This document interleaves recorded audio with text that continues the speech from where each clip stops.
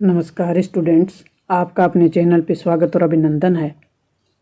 आज हमारा model paper है 12th क्लास का।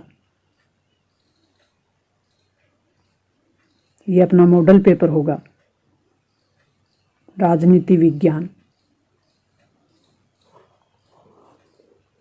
अपना समय होगा 3 घंटा 15 मिनट और इसके लिए पूर्णांक आपको दिए हुए होंगे 80। 3 घंटे 15 मिनट का होगा, पूर्णांक 80 होगा। कुछ सामान्य निर्देश होंगे परीक्षार्थियों के लिए। बढ़ते हम नेक्स्ट खंड की ओर। अपना खंड ए होगा जिसमें बहुविकल्पीय प्रश्न होंगे। प्रश्न फर्स्ट अपना होगा कि निम्नलिखित प्रश्नों के उत्तर का सही विकल्प चयन कर उत्तर पुस्तिका में लिखिए। गुट निरपेक्ष आंदोलन का पहला सम्मेलन कहाँ आयोजित हुआ? तो गुट निरपेक्ष का पहला शिखर सम्मेलन बेलग्रेड में हुआ था। हम 4 ऑप्शन नहीं देखकर अपने सही ऑप्शन को देखेंगे ताकि परीक्षा में हमें कोई दिक्कत नहीं आए, कन्फ्यूजन पैदा नहीं हो। किस वर्ष गर्बाचोव ने सोवियत संघ के राष्ट्रपति के पद से इस्तीफा दिया था? तो वो साल थी 1991 की। गर्बाचोव सोवियत संघ के अंतिम राष्ट्रपति थे और उन्होंने 1991 में राष्ट्रपति पद से इस्तीफा दे दिया था और उसी के साथ सोवियत संघ का विघटन हो गया था। दक्षिणी एशियाई सहयोग संगठन सार्क का गठन किया गया था, वो साल थी 1985। बांडुंग सम्मेलन संपन्न हुआ था, ये 1955 में। योजना आयोग की स्थापना की गई थी, तो योजना आयोग बनाया गया 1950 में। द्रविड़ आंदोलन के प्रणेता कौन थे? ईवी रामास्वामी नायकर द्रविड़ आंदोलन के प्रणेता थे। भारतीय दलीय व्यवस्था का स्वरूप किस प्रकार का है? बहुदलीय व्यवस्था, क्योंकि भारत की जो दलीय व्यवस्था है वो एक दलीय नहीं है, न ही 2 दलीय है, बल्कि बहुदलीय है, क्योंकि यहाँ 2 से अधिक दल। क्यूबा प्रक्षेपास्त्र मिसाइल संकट किस वर्ष उत्पन्न हुआ था? तो 1962 में हुआ था। शोक थेरेपी किस वर्ष अपनाई गई थी? तो शोक थेरेपी को 1990 में अपनाया गया था। स्वतंत्रता के पश्चात भारत में किस आर्थिक प्रणाली, कौन सी प्रणाली? आर्थिक प्रणाली अपनाई गई? तो वो थी मिश्रित अर्थव्यवस्था की प्रणाली को अपनाया गया। मैक-मोहन रेखा है वो किन देशों के बीच की सीमा निर्धारित करती है? तो ये भारत और चीन के बीच की सीमा को निर्धारित करने वाली रेखा है मैक-मोहन रेखा। और जो रेड क्लिफ रेखा है वो भारत और पाकिस्तान के बीच। तो दोनों रेखाएं आपको ध्यान में रखनी है। जनता पार्टी के शासन काल में भारत के प्रधानमंत्री कौन थे? तो जनता पार्टी का शासन 1977 में पहला गैर कांग्रेसी शासन मान सकते हैं, या पहली गैर कांग्रेसी सरकार बनी थी केंद्र में, और जिसके प्रधानमंत्री बने थे मोरारजी देसाई। तो जनता पार्टी के शासन, भारतीय जनता पार्टी और जनता पार्टी दोनों में अंतर है, क्योंकि भारतीय जनता पार्टी की तो स्थापना ही, यानी बीजेपी की तो स्थापना ही 1980 में हुई थी, और ये बात चल रही है अपनी 1977 की। तो 1977 में एक पार्टी थी जनता पार्टी, और उसके नेतृत्व में सरकार बनी थी पहली गैर कांग्रेसी सरकार, यानी उस समय कांग्रेस को बहुमत नहीं मिला और गैर कांग्रेसी पहली बार सरकार बनी थी। उसके प्रधानमंत्री बने थे मोरारजी देसाई। अब अपने कुछ प्रश्न होंगे वो रिक्त स्थान वाले होंगे, तो पहले हम रिक्त स्थान वाले प्रश्नों को देख लेते हैं। संयुक्त राष्ट्र संघ के प्रतीक चिन्ह जैतून की पत्तियां हैं, जो विश्व शांति का संकेत देती, किसका संकेत देती हैं? संयुक्त राष्ट्र संघ के प्रतीक चिन्ह में जैतून की पत्तियां हैं, तो ये किसका संकेत देती हैं? विश्व शांति का संकेत देती हैं। सुरक्षा की जो परंपरागत अवधारणा है, सुरक्षा की 2 अवधारणाओं का हमने अध्ययन किया है चैप्टर में, परंपरागत और गैर परंपरागत या अपरंपरागत भी कह सकते हैं। तो सुरक्षा की जो परंपरागत धारणा है वो मानती है कि किसी देश की सुरक्षा को ज्यादातर खतरा उसकी सीमा के बाहर से है। स्वतंत्र भारत के पहले मंत्रिमंडल में संचार मंत्री कौन बने थे? तो ये रफी अहमद किदवई थे। सबसे प्रभावकारी समाधान वैश्विक तापमान वृद्धि को रोकना है, तो ये ग्लोबल वार्मिंग का सबसे प्रभावकारी जो समाधान है वो वैश्विक तापमान की वृद्धि को रोकना है। चौधरी चरण सिंह ने लोक दल नाम की एक पार्टी का गठन किया था। बहुजन समाज पार्टी के संस्थापक कौन थे? काशीराम। नेक्स्ट अपने प्रश्न होंगे अति लघुत्रात्मक प्रश्न। बर्लिन की दीवार किसका प्रतीक थी? तो बर्लिन की दीवार पूंजीवादी दुनिया जो कि अमेरिका और साम्यवादी दुनिया जो कि सोवियत संघ दोनों के बीच के विभाजन का प्रतीक थी। समाजवादी सोवियत गणराज्य कब अस्तित्व में आया? अगर आपको राजनीति विज्ञान बिल्कुल भी अब तक समझ में नहीं आई है तो इसके लिए हर चैप्टर वाइज भी टॉपिक डाले हुए हैं, आप उनको भी देख सकते हैं। और ये सभी मॉडल पेपर आपको अभी करवाए जाएंगे। और इसके पहले भी एक्सीलेंट और जो संजीव है उसकी डेस वर्क हल सहित पिछली बार के डाले हुए हैं, उस प्लेलिस्ट को भी आप देख सकते हैं। लेकिन उसमें कोरोना में एजुकेशन जो अपनी सिस्टम था वो प्रभावित था और बोर्ड ने 30% सिलेबस घटा दिया था, तो उसमें 30% सिलेबस है वो घटा हुआ मिलेगा। तो आपने अभी तक भी तैयारी शुरू नहीं की है तो अपने साथ जुड़ जाएं और आप अपनी तैयारी को मजबूत बना लें। समाजवादी सोवियत गणराज्य कब अस्तित्व में आया? तो 1917 की रूसी क्रांति के बाद समाजवादी गणराज्य था वो अस्तित्व में आया। व्लादिमीर लेनिन किस पार्टी के संस्थापक थे? तो Vladimir Lenin Bolshevik communist party के संस्थापक थे। बाल्टिक गणराज्य में कौन से देश आते हैं या राष्ट्र आते हैं? तो बाल्टिक गणराज्य के अंतर्गत लाटविया, एस्टोनिया और लिथुआनिया। सबके पीछे या है तो LAL, इनसे आप याद रख ले, लाल से लाटविया, एस्टोनिया और लिथुआनिया। नेक्स्ट प्रश्न की ओर। नेक्स्ट जो अपना प्रश्न है वह न्यूयॉर्क स्थित वर्ल्ड ट्रेड सेंटर पे हमला कब हुआ? तो ये समय था 11 सितंबर 2001 का। इसे 9/11 की घटना भी कहते हैं, क्योंकि अमेरिका में जो महीना है उसको पहले लिखा जाता है और जो डेट है उसको बाद में लिखा जाता है, तो 9/11 की घटना भी कहा जाता है। न्यूयॉर्क स्थित वर्ल्ड ट्रेड सेंटर का हमला भी कहा जाता है। ये एक आतंकवादी हमला था 11 सितंबर 2001 का। प्रथम खाड़ी युद्ध किस ऑपरेशन के नाम से जाना जाता है? तो प्रथम खाड़ी युद्ध को ऑपरेशन डेजर्ट के नाम से जाना जाता है। तो अभी तक आपको अमेरिका द्वारा किए हुए सैनिक अभियान, जो कि 4 सैनिक अभियानों द्वारा अमेरिका ने सिद्ध कर दिया था कि वो विश्व में एकमात्र महाशक्ति है, सैनिक दृष्टिकोण से सबसे बड़ी ताकत है। पृथ्वी सम्मेलन कहाँ और कब हुआ? तो पृथ्वी सम्मेलन 1992 में रियो डी जेनेरो जो कि ब्राजील में हुआ था। मानवता की साझी विरासत में क्या शामिल होता है? मानवता की साझी विरासत में वायुमंडल, अंतरिक्ष, समुद्र सतह और अंटार्कटिका ये शामिल होती। वैश्विक सामाजिक मंच क्या है? तो वैश्विक सामाजिक मंच वैश्वीकरण का विरोध करने वाला एक विश्वव्यापी मंच है जिसमें पर्यावरणविद, मजदूर, युवा और महिलाएं शामिल हैं।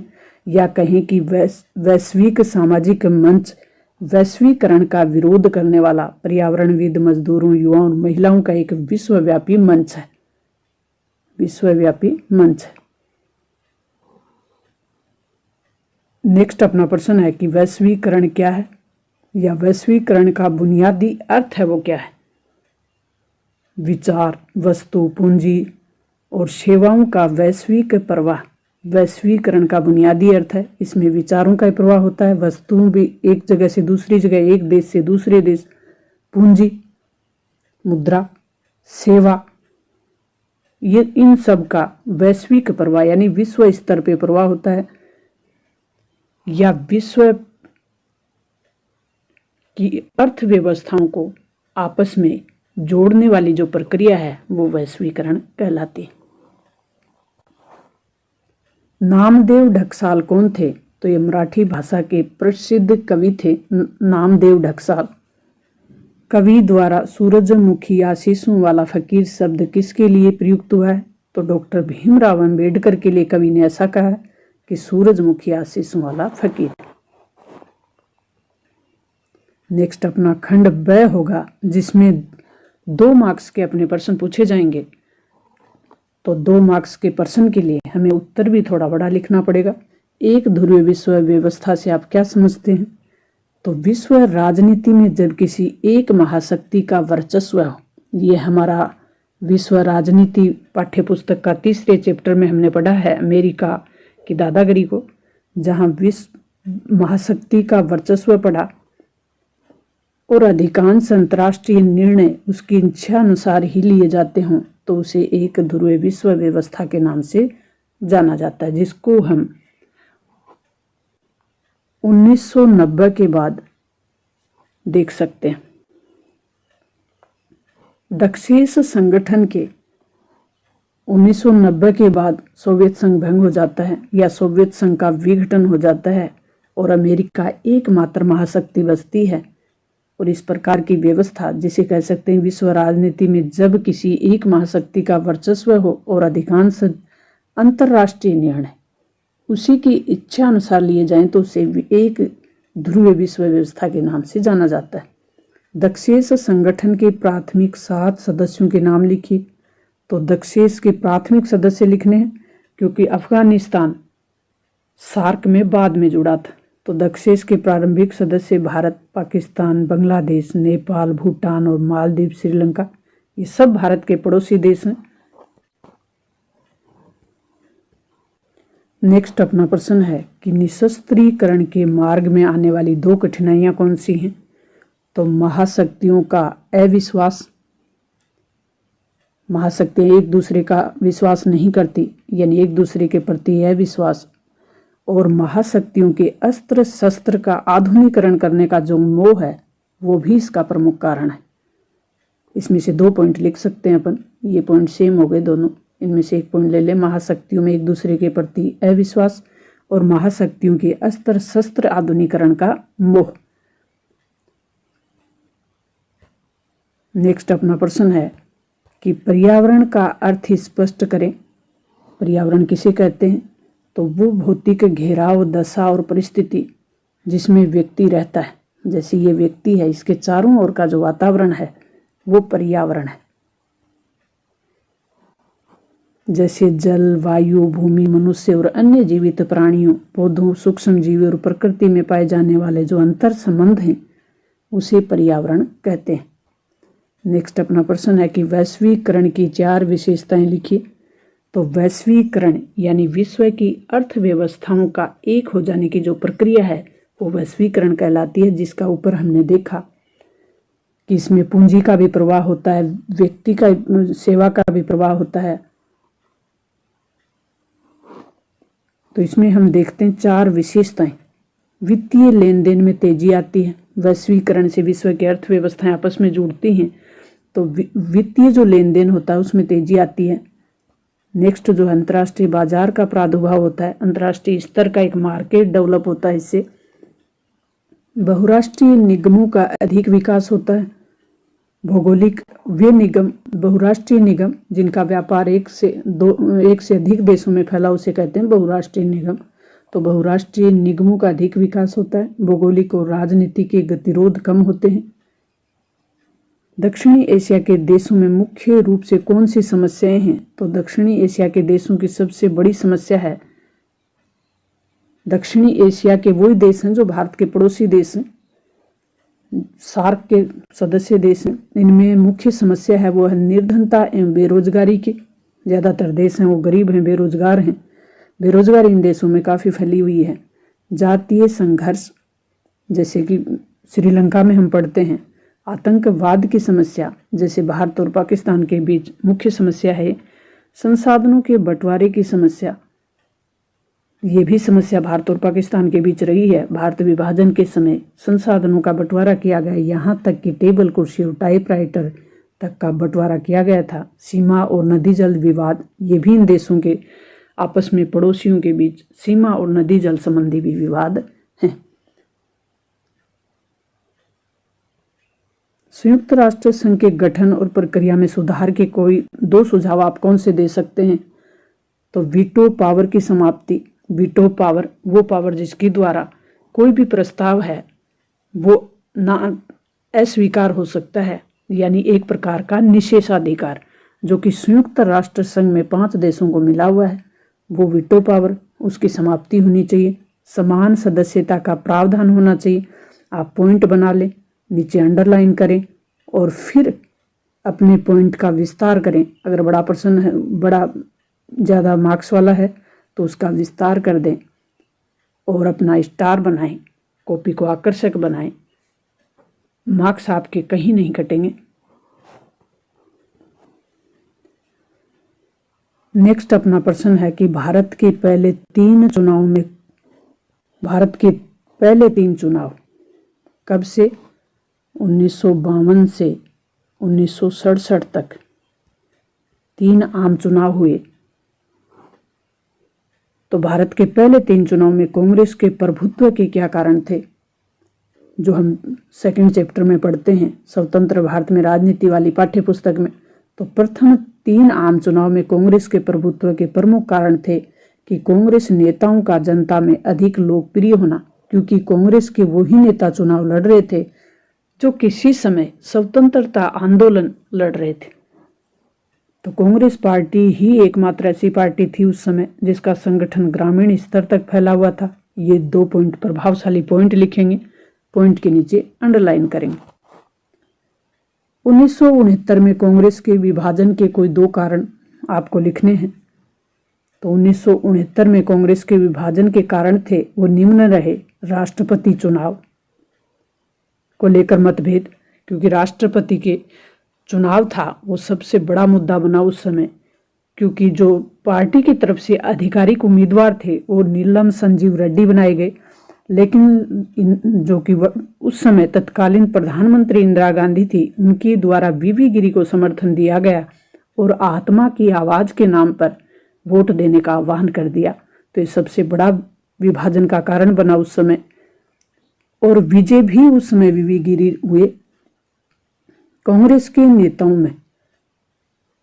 नेताओं में वामपंथी और दक्षिणपंथी विचारधारा को लेकर भी मतभेद बना हुआ था। तो ये 2 प्रभावशाली पॉइंट लिखेंगे अपन। कांग्रेस की फूट के पश्चात कौन से 2 राजनीतिक दल उभर कर सामने आए? तो 1969 में कांग्रेस में पहली बार स्वतंत्रता के बाद विभाजन हुआ और ये इसके बाद राजनीतिक दल आए। वो एक तो आए कांग्रेस आर, एक दल बना कांग्रेस आर और एक दल बना कांग्रेस ओ। तो आर और ओ, आर का नेतृत्व उस समय तत्कालीन प्रधानमंत्री श्रीमती इंदिरा गांधी कर रही थी, और जो कांग्रेस ओ था उसके अध्यक्ष थे सिंडिकेट निजलिंगप्पा। सिंडिकेट इसी चैप्टर में हमने पढ़ा था कि सिंडिकेट क्या है। तो कांग्रेस के अंदर ही प्रभावशाली जो कांग्रेसी नेता थे उनके ग्रुप को सिंडिकेट के नाम से जाना जाता था। नेक्स्ट अपना प्रश्न है कि जन आंदोलन से क्या अभिप्राय है?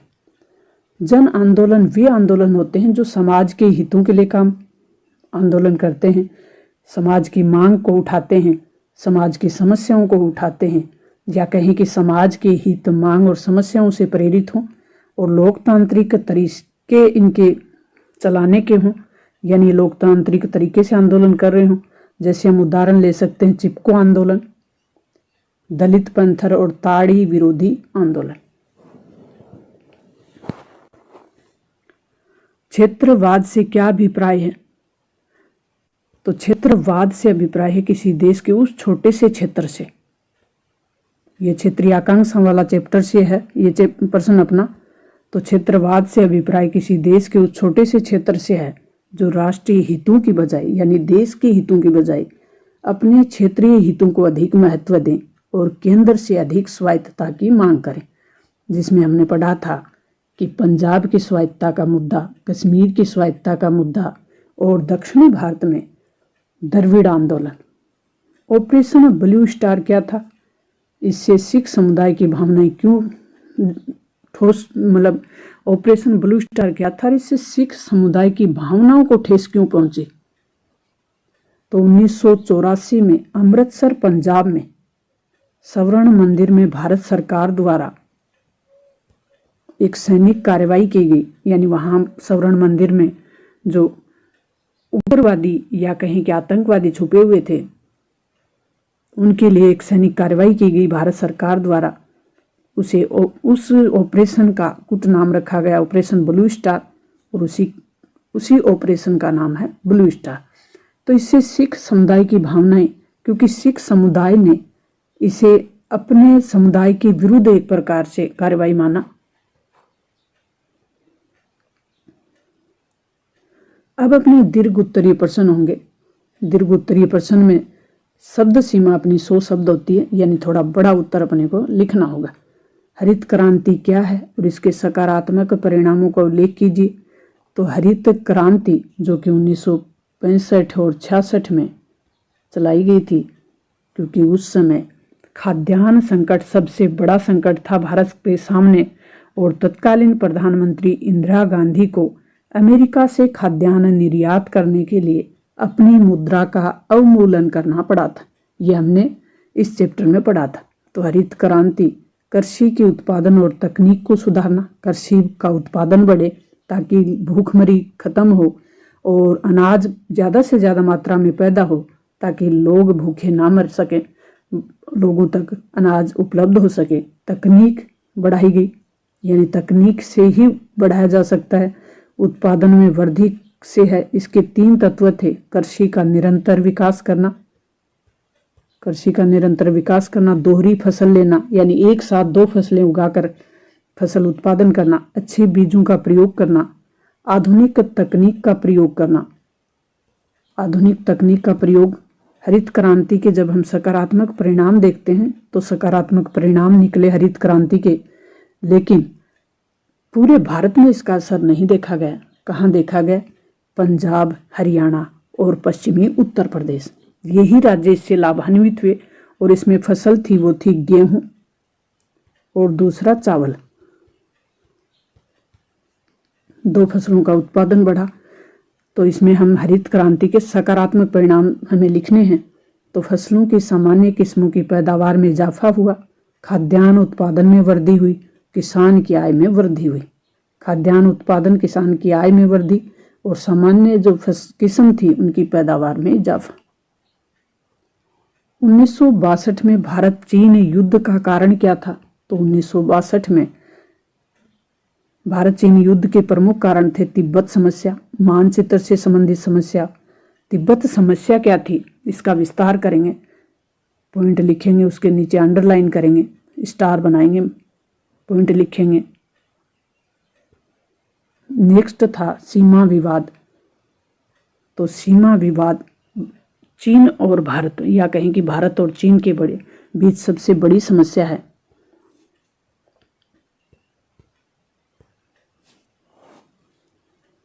जब हम तिब्बत समस्या की बात करें तो 1950 में चीन ने तिब्बत पे कब्जा कर लिया और चीन की जो जनता थी वो विरोध कर रही थी, और 1958 में वहाँ सशस्त्र विद्रोह हो गया तिब्बत में।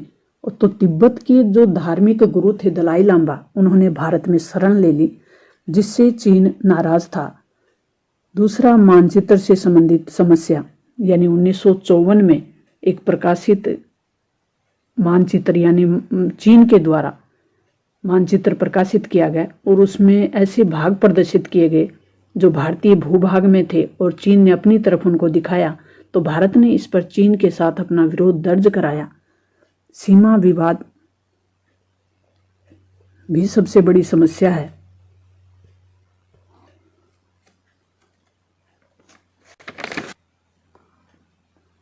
सीमा भारत और चीन के बीच जो सीमा है वो मैक-मोहन रेखा है। ये हमने ऊपर भी देखा था, मैक-मोहन रेखा। और ये स्वतंत्रता से पहले निर्धारित की गई थी, लेकिन इसे चीन मानने के लिए तैयार नहीं है और इसी को लेकर चीन बार बार भारतीय क्षेत्र में या भारतीय सीमा क्षेत्र में अतिक्रमण करता रहता है। नेक्स्ट अपना प्रश्न है कि 1975 में राष्ट्रीय आपातकाल की घोषणा करते हुए सरकार ने इसके क्या कारण बताए थे। 1975 25 जून 1975 को भारत में आपातकाल किसके आधार पे? आंतरिक अव्यवस्था के नाम पर, क्योंकि उस समय हमारे देश के संविधान में एक प्रावधान था कि अनुच्छेद 352 के तहत आंतरिक अव्यवस्था होने पर आपातकाल लागू किया जा सकता है और आपातकाल की घोषणा करने का अधिकार है, शक्ति है, पावर है, वो राष्ट्रपति के पास है। तो उस समय तत्कालीन राष्ट्रपति थे फखरुद्दीन। अनुच्छेद 352 के तहत आंतरिक अव्यवस्था के नाम पर आपातकाल लागू कर दिया गया। हालांकि आंतरिक अव्यवस्था के नाम पर आपातकाल है, उसको 44वें संविधान संशोधन द्वारा 1978 में हटा दिया गया है। अब आंतरिक अव्यवस्था के नाम पर अब शामिल कर लिया गया सशस्त्र विद्रोह। उस समय प्रावधान था कि देश में आंतरिक अव्यवस्था हो जाए तो सरकार यानी राष्ट्रपति आपातकाल की घोषणा कर सकते हैं। तो आपातकाल के लिए तत्कालीन सरकार ने कौन से कारण बताए? अब प्रश्न अपना ये है। तो उस समय सरकार ने जो कारण गिनाए उनमें था कि कानून व्यवस्था को बहाल करने के लिए हम ऐसा कर रहे हैं, सरकार की कार्यकुशलता बढ़ाने के लिए हम ऐसा कर रहे हैं, गरीबों के हित के जो कार्यक्रम हैं जैसे 20 सूत्री कार्यक्रम किस प्रधानमंत्री के समय लागू हुए, ये भी आप ध्यान रखें। तो श्रीमती इंदिरा गांधी के समय 20 सूत्री कार्यक्रम चलाया जा रहा था, गरीबों के हित का कार्यक्रम था। तो सरकार का ये कहना था कि हमें गरीबों के हित के जो कार्यक्रम हैं उनको लागू करने में दिक्कत आ रही है। हर बार धरना प्रदर्शन हो रहा है विपक्ष द्वारा, हर बार विपक्ष द्वारा धरना प्रदर्शन और सामूहिक कार्रवाई द्वारा लोकतंत्र को नुकसान हो रहा है। विपक्ष द्वारा सरकार के प्रगतिशील कार्यक्रमों में अड़चन पैदा की जा रही है, ये भी सरकार का कहना था। तो नेक्स्ट अपना प्रश्न है कि कांग्रेस के प्रभुत्व का दौर समाप्त हो गया। कांग्रेस के प्रभुत्व का दौर समाप्त हो गया, इसके बावजूद देश की राजनीति पर कांग्रेस का असर लगातार कायम है। क्या आप इस बात से सहमत हैं? अपने उत्तर के पक्ष में तर्क दीजिए। तो कांग्रेस के प्रभुत्व का दौर किसे कहते हैं कि 1952 के प्रथम आम चुनाव से लेकर 1967 तक 3 आम चुनाव में कांग्रेस का प्रभुत्व रहा। प्रभुत्व का मतलब कांग्रेस पक्ष और विपक्ष, केंद्र और राज्य यानी लोकसभा और विधानसभा दोनों जगह कांग्रेस की ही सरकार थी, पक्ष और विपक्ष में भी कांग्रेस ही थी। तो ये 1952 से 62 तक का समय है वो कांग्रेस के प्रभुत्व का काल था। फिर 1977 में गैर कांग्रेसी सरकार आई, लेकिन वो भी ज़्यादा दिन चल नहीं सकी। 3 साल के कार्यकाल के बाद फिर इसका कार्यकाल समाप्त हो गया। 1980 में फिर कांग्रेस सरकार पूर्ण बहुमत से आ गई। 1984 में इंदिरा गांधी की हत्या के बाद 1985 में फिर राजीव गांधी प्रधानमंत्री बन गए और 1989 तक कांग्रेस का शासन रहा। लेकिन 1989 में पहली बार गठबंधन सरकारों का दौर शुरू हुआ। इसे गठबंधन सरकार या गठबंधन राजनीति का दौर भी कहते हैं। तो 1989 से शुरू होता है और 2014 या वर्तमान में कहें 2019 के चुनाव तक कांग्रेस को पूर्ण बहुमत नहीं मिल सका। लेकिन कौन से ऐसे कारण हैं कि कांग्रेस का जो असर है वो आज भी कायम है, ये अपने को बताना है।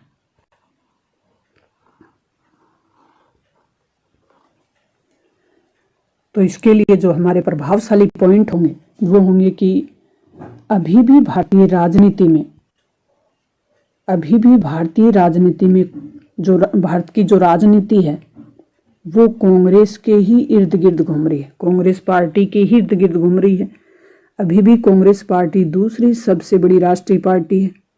देश के सभी राजनीतिक दल जब भी अपनी नीतियां बनाते हैं, योजनाएं बनाते हैं, तो वो कांग्रेस पार्टी को ध्यान में रखकर ही बनाते हैं। 2014 से 2019 तक के लोकसभा चुनाव में भारतीय जनता पार्टी कांग्रेस पार्टी के मत प्रतिशत में भी अधिक अंतर नहीं है।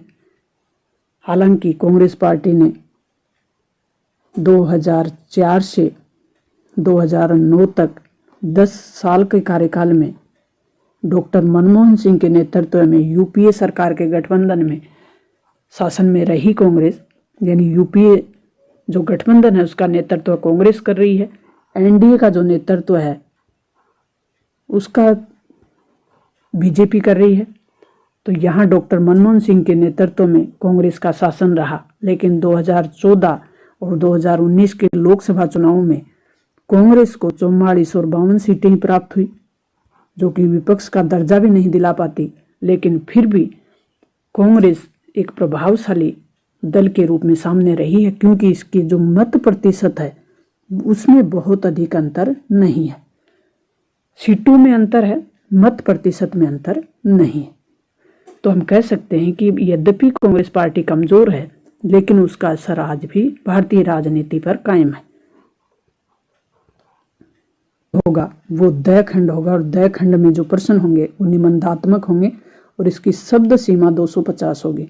तो पहला निबंधात्मक प्रश्न अपना है, क्यूबा मिसाइल संकट क्या था और ये संकट कैसे टला।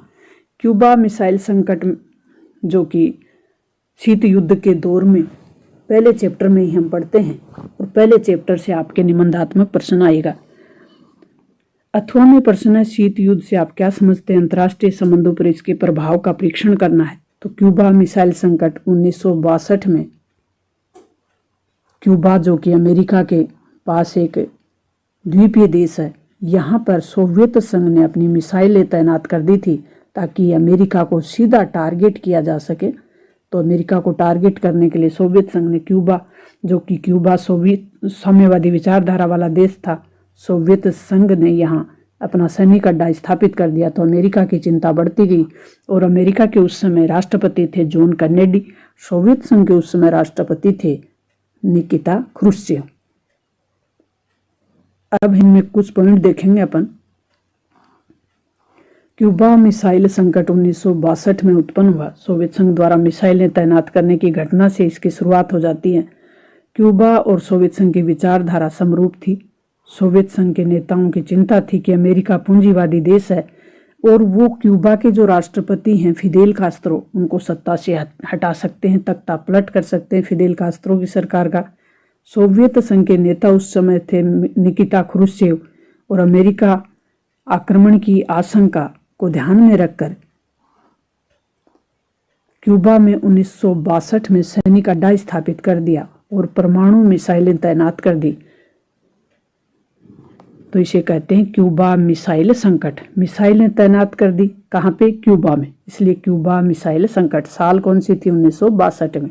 दोनों तरफ के नेताओं के नाम आपको याद हो गए, एक तरफ जॉन कैनेडी तो एक तरफ निकिता ख्रुश्चेव, और जो क्यूबा के उस समय राष्ट्रपति थे वो थे फिदेल कास्त्रो। तो सोवियत संघ को चिंता थी कि फिदेल कास्त्रो की जो सरकार है उसका तख्ता पलट अमेरिका कर सकता है, फिदेल कास्त्रो को सत्ता से हटा सकता है। अमेरिका जब सोवियत संघ के सीधे निशाने पे आ गया था, जैसे ही मिसाइलें तैनात की क्यूबा में, तो अमेरिका सोवियत संघ के सीधे निशाने पे आ गया था। अमेरिका को जैसे ही पता चला, उस समय अमेरिकी राष्ट्रपति थे जॉन कैनेडी, उन्होंने आदेश जारी कर दिया कि क्यूबा की तरफ बढ़ने वाली सोवियत जहाजों को रोका जाए।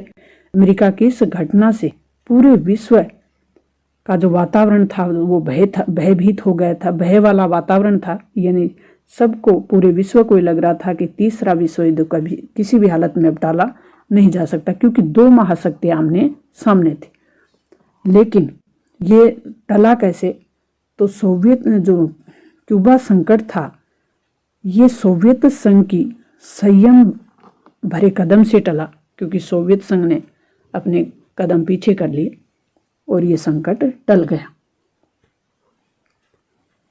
अब जो अपना क्वेश्चन होगा वो अथवा वाला होगा, शीत युद्ध से आप क्या समझते हैं और अंतर्राष्ट्रीय संबंधों में इसके प्रभाव का परीक्षण करना है।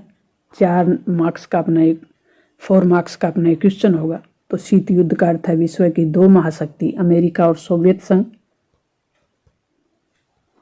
सोवियत संघ या कहें कि उदारवादी पूंजीवाद और साम्यवादी और समाजवादी गुट के बीच शक्ति और प्रभाव के विस्तार की जो प्रतिद्वंदिता चली, कब से कब तक, 1945 से 1990 तक, शक्ति और प्रभाव के विस्तार की जो प्रतिद्वंदिता चली उसे शीत युद्ध के नाम से जाना जाता है। ये प्रत्यक्ष युद्ध नहीं था, ये ध्यान रखें। ये वाद विवाद, पत्र पत्रिका, भाषण पर, समाचार पत्रों के माध्यम से चलने वाला युद्ध था या विचारधारा का युद्ध था। अंतर्राष्ट्रीय राजनीति पे जब शीत युद्ध के प्रभाव की बात करें तो इसके लिए हम पॉइंट बनाएंगे। नकारात्मक प्रभाव में सबसे पहले तो नकारात्मक प्रभाव और सकारात्मक दोनों प्रभाव पड़े, तो नकारात्मक प्रभावों को पॉइंट और स्टार के साथ हम शुरू करेंगे। अंतर्राष्ट्रीय राजनीति में भय और संदेह का वातावरण उत्पन्न हुआ।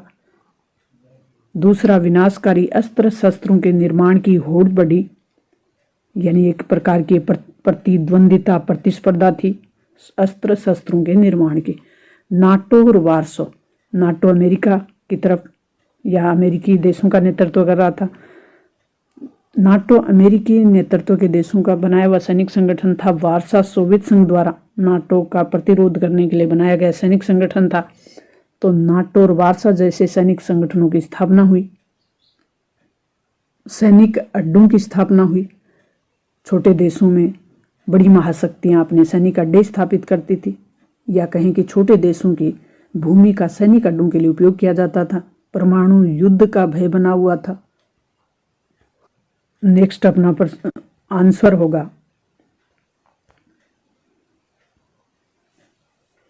शीत युद्ध के सकारात्मक प्रभाव। शीत युद्ध के सकारात्मक प्रभावों में हम देखेंगे कि शीत युद्ध का सकारात्मक प्रभाव पड़ा, उसमें गुट निरपेक्ष आंदोलन का जन्म हुआ जो दो ध्रुवीय विश्व को चुनौती दे रहा था। गुट निरपेक्ष यानी किसी भी सैनिक संगठन से न जुड़कर स्वतंत्र विदेश नीति का पालन करने वाले नव स्वतंत्र देशों का एक आंदोलन था, या एक समूह था, या एक मंच था, जिसे गुट निरपेक्ष आंदोलन के नाम से जाना गया। नव स्वतंत्र देशों स्वतंत्र विदेश नीति का पालन करने पर जोर दिया गया। शांतिपूर्ण सहअस्तित्व की नीति को प्रोत्साहन मिला। शांतिपूर्ण तरीके से एक दूसरे से जुड़ने की नीति, सहअस्तित्व यानी आपस में जुड़ने की नीति, शांतिपूर्ण तरीके से, इस नीति को प्रोत्साहन मिला। तकनीक और प्रौद्योगिकी के विकास को बढ़ावा मिला। अपना 4 मार्क्स का क्वेश्चन होगा, वो है द्वितीय विश्व युद्ध के पश्चात पश्चिमी यूरोप को एकताबद्ध करने के प्रयास के आर्थिक और राजनीतिक प्रयासों की विवेचना करनी है। दूसरा अपना क्वेश्चन होगा अथवा में द्वितीय विश्व युद्ध के पश्चात उत्पन्न समस्याओं के समाधान हेतु यूरोपीय देशों द्वारा कौन से ऐतिहासिक कदम उठाए गए। तो सबसे पहले हम देखेंगे सेकंड नंबर का कि द्वितीय विश्व युद्ध के पश्चात उत्पन्न समस्याओं के समाधान हेतु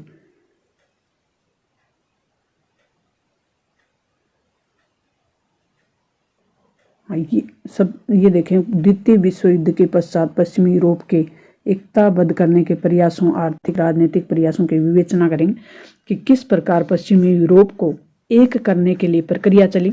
तो पश्चिमी यूरोप का आर्थिक पुनरुद्धार और एकीकरण की प्रक्रिया थी, वो इन तरीकों से चली, जिसमें शीत युद्ध के दौर में ये देश थे वो एक दूसरे के नज़दीक आए। पश्चिमी यूरोप के देश की, पश्चिमी यूरोप के बारे में जब हम बात करें तो ये वो देश हैं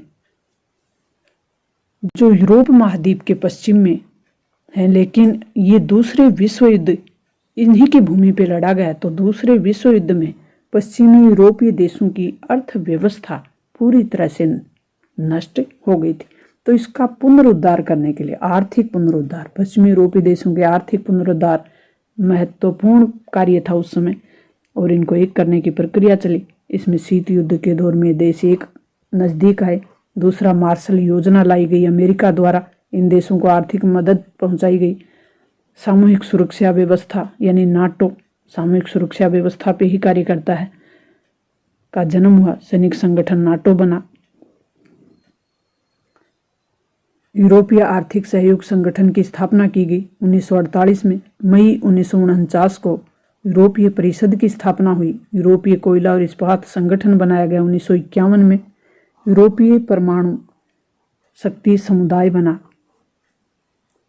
1951 में संधि द्वारा 1991 में एक संधि की गई और उसके द्वारा एक अर्थव्यवस्था, एक मुद्रा और एक बाजार, एक संसद, एक सरकार, एक सुरक्षा व्यवस्था और एक विदेश नीति, इनके लिए कार्य किया गया।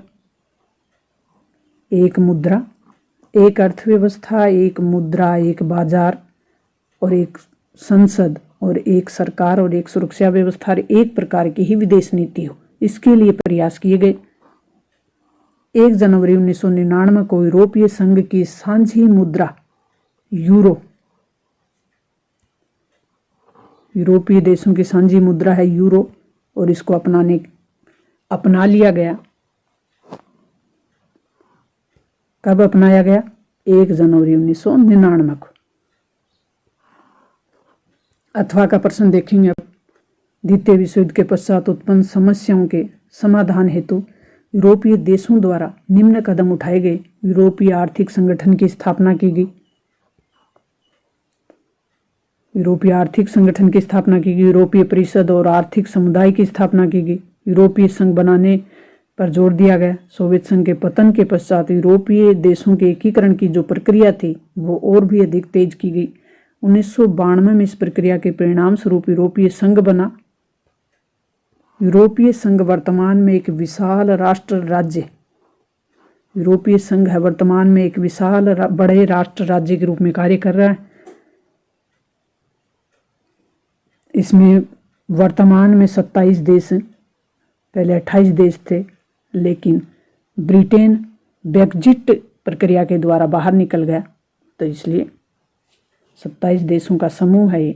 27 यूरोपीय देशों का समूह है। राष्ट्रीय संगठन के तौर पर यूरोपीय आर्थिक, राजनीतिक और सामाजिक मामलों में सक्षम है, परंतु अनेक मामलों में इसके सदस्य देशों की जो नीति है, जैसे कि रक्षा नीति, एक दूसरे के खिलाफ है। इराक पर अमेरिका ने जब हमला किया उस समय जर्मनी और फ्रांस ने इसका समर्थन नहीं किया।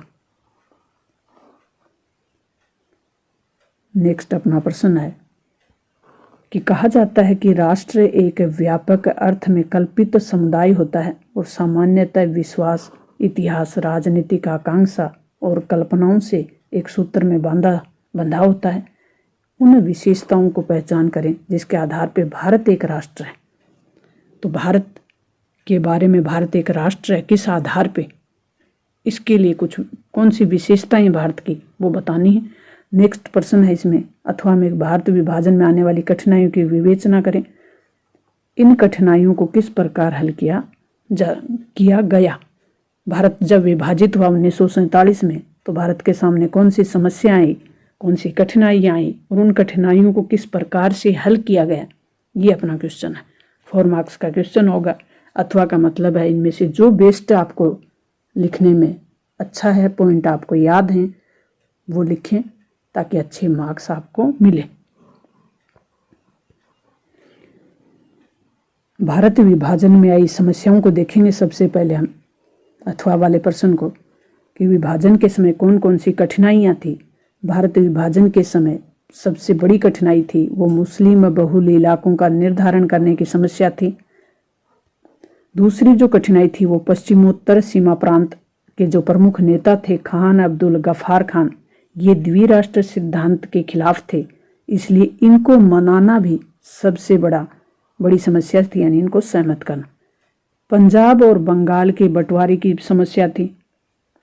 सीमा के दोनों ओर अल्पसंख्यकों की समस्या थी और एक बड़ी समस्या थी वो थी विस्थापन की समस्या। अब हम पहला प्रश्न देखेंगे।